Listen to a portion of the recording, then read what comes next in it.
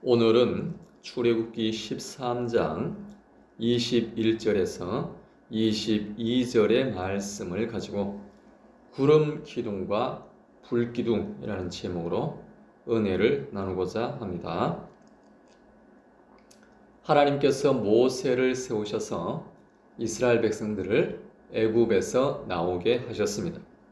그런데 모세와 백성들은 이제 어디로 가야 할지 알 수가 없었습니다. 그때 구름 기둥과 불 기둥이 나타났습니다. 21절 여호와께서 그들 앞에서 가시며 낮에는 구름 기둥으로 그들의 길을 인도하시고 밤에는 불 기둥을 그들에게 비추사 낮이나 밤이나 진행하게 하시니 낮에는 구름 기둥, 밤에는 불 기둥이 백성 앞에서 떠나지 아니하니라 그랬습니다. 낮에는 구름 기둥으로 뜨거운 열기를 가려주시고 길을 인도하십니다. 밤에는 따뜻한 불 기둥으로 추위를 막아주십니다. 이 구름 기둥과 불 기둥으로 인하여 이들은 약속의 땅 가나안까지 갈 수 있게 되었습니다. 여러분, 구름 기둥과 불 기둥은 이 땅에 존재하는 구름이 아니요 불이 아닙니다.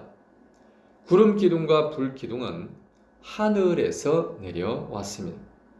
그런데 이들이 애굽에 살 때는 이런 하늘의 것을 본 적이 없습니다. 왜냐하면 이들이 땅만 보고 살았기 때문입니다. 아침 일찍 일어나서 노동하러 갑니다. 자기 밭으로 논으로 간 것이 아니라 애굽이 시키는 공사를 하러 간 것이죠. 무시당하며 감시당하며 채찍에 맞으며 일을 해야만 했습니다. 힘들고 아파도 쉴 수가 없었습니다. 안식이 없는 인생, 정말 불쌍한 인생이었죠.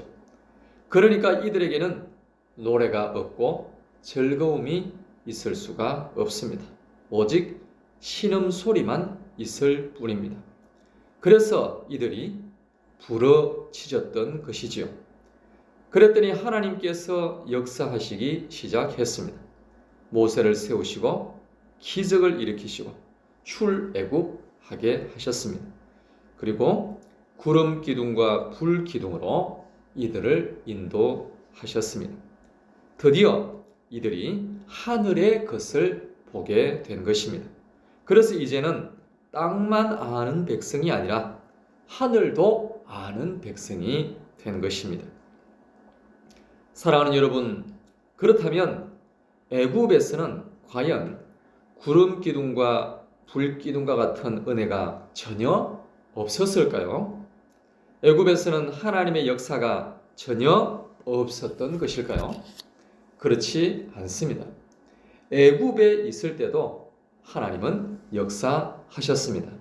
다만 구름 기둥과 불 기둥과 같은 하나님의 역사가 그들에게 보이지 않았을 뿐입니다. 하나님은 그들이 고생하는 것을 너무나도 잘 알고 계셨습니다. 그리고 그 백성을 돌보시고 함께 하셨습니다. 다만 그들에게 보이지 않았을 뿐입니다. 그 이유는 그들이 땅만 보고 살았기 때문입니다. 그런데 그들이 부르짖었을 때 하나님께서 그 부르짖음에 직접적으로 반응하기 시작하신 겁니다. 그래서 그들에게 더 큰 역사가 일어났던 것이죠. 사랑하는 여러분, 오늘 우리들은 어떨까요? 구름 기둥과 불 기둥이 보이는가요? 안 보인다고 해서 하나님이 함께 하지 않는 것이 아닙니다. 내 눈이 어두워서 보이지 않을 뿐입니다. 하나님은 지금도 살아 역사하시고 우리와 함께 하시는 줄로 믿습니다. 뿐만 아니라 우리가 부르짖을 때 하나님은 그 부르짖음에 적극적으로 반응을 하십니다. 이전보다도 더 크게 역사하시기 시작하시는 것이죠. 그래서 우리에게도 구름 기둥과 불 기둥을 보내시고 약속의 땅으로 인도하실 줄로 믿습니다. 오늘도 이러한 은혜를 경험하고 누리는 복된 하루가 될 수 있게 되기를 간절히 바랍니다. 이 시간 다같이 합심하여 기도하겠습니다. 기도하실 때 하나님, 오늘도 간절히 부르짖게 하여 주시옵소서. 그리하여 땅만 바라보지 않게 하여 주옵시고 하늘을 바라보며 살아가게 하여 주시옵소서. 그리할 때 땅의 고통이 사라지게 하여 주옵시고 하늘의 평안을 누리게 하여 주시옵소서. 다 같이 합심하여 기도하겠습니다.